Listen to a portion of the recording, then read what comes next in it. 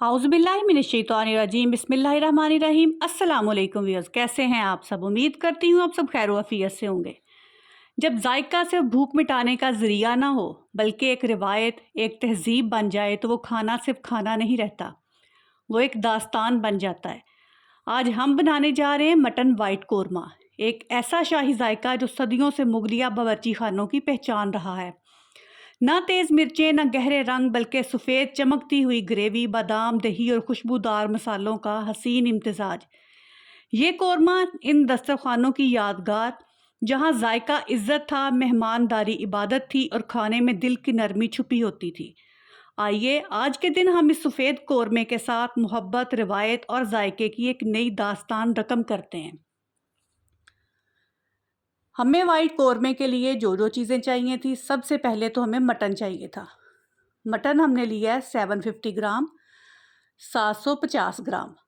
उसको खाली नमक डाल के हमने 80% कुक कर लिया है। 20% हम ग्रेवी के साथ कुक करेंगे। अब जो इसका हमने मसाला तैयार करना है, मसाले के लिए हमने एक ली है कढ़ाई, उसमें डालेंगे डंडियाँ उतार के धो के अच्छी तरह से 4 सब्ज़ मिर्चें, 4 लहसुन के जवे, 12 से 15 अदद छिले हुए बादाम, एक बड़े साइज़ का प्याज जिसको रफली हम काट लेंगे क्योंकि हमने इसको पानी डाल के गला लेना है सारे मसाले को। फिर इसकी ग्रेवी जो है वो स्मूथ सी एक अच्छी सी बनेगी। इसका जो बहुत ही ख़ास एक इंग्रेडिएंट है वो है सफ़ेद तिल। इसके साथ इतनी मज़े की ग्रेवी बनेगी, इतना क्रीमी सा टेक्सचर आएगा, आपने इसको बिल्कुल भी स्किप नहीं करना। सफ़ेद तिल लाजमी इसमें डालने हैं। अब हमने 1 से 1.5 गिलास पानी डालना है। मीडियम हीट पे इसको चूल्हे पे पकने के लिए छोड़ देना है ढक के। जब 10 से 15 मिनट गलेंगे तो इसकी शक्ल इस तरह बन जाएगी। फिर हमने इसको ठंडा करना है। ठंडा करने के बाद या तो हैंड ब्लेंडर से इसको अच्छी तरह से शेक कर लेना या मिल्क शेक वाले जग में डाल के शेक कर लेंगे। अब यहाँ पे हमने खट्टा दही बिल्कुल नहीं लेना। 1 प्याली दही लिया है, उसको अच्छी तरह से फेंट लिया है। इसमें जो ड्राई इंग्रेडिएंट जाएंगे वो 1/2 टीस्पून जाएगी हल्दी, 1 टीस्पून भरा हुआ डालना है हमने खुशक धनिए का, और 1 टीस्पून डालेंगे सफ़ेद मिर्च पिसी हुई। इसमें हमने हरी मिर्च पहले मसाले में डाल ली है, अब हमने इसमें सफ़ेद मिर्च डालनी है। अगर आपने थोड़ा स्पाइसी ज़्यादा करना है तो इसमें काली मिर्च डाल सकते हैं, रेड मिर्च बिल्कुल भी नहीं डालेंगे। अब ये जो मसाला हमने गला के रखा था उसकी अच्छी सी हमने एक पेस्ट बना ली है। अब वही कढ़ाई हम दोबारा से चूल्हे के ऊपर रखेंगे। ऑयल आप जितना इस्तेमाल करते हैं अपनी हंडिया के लिए उतना ले लें, क्योंकि बहुत से लोग ऑयल कम खाते हैं और बहुत से ज़्यादा अपनी हंडिया में इस्तेमाल करते हैं ऑयल को। हमने नॉर्मल सा इसमें ऑयल डालना है। कुछ खड़े गरम मसाले इसमें डालेंगे जिससे ग्रेवी में बहुत अच्छी खुशबू आएगी। इसमें हमने थोड़े से डालनी है काली मिर्चें, 2-3 लौंग, 1 बड़ी इलायची डालेंगे, छोटी इलायची 3-4 डाल लें। इससे बड़ी अच्छी ग्रेवी में खुशबू आएगी। जब हम मटन वाइट कोरमा बना रहे हैं तो कोरमे में जब तक सब्ज़ इलायची न जाए उसकी खुशबू आती ही नहीं है। जिस तरह ही ये थोड़े से गरम मसाले जो हमने डाले थे इनकी खुशबू ऑयल में आने लग पड़ी, तो जो मसाला हमने तैयार करके ग्राइंड करके रखा हुआ था इस ऑयल में उसको ऐड कर दिया। अब इस मसाले को अच्छी तरह से हमने भून लेना है। जिस तरह ही भुन जाएगा ये मसाला, फिर जो हमने 80% कुक करके मटन को रखा हुआ था उसको ऐड कर देंगे। अब इस मटन को अच्छी तरह से इसी ग्रेवी में हमने पका लेना है।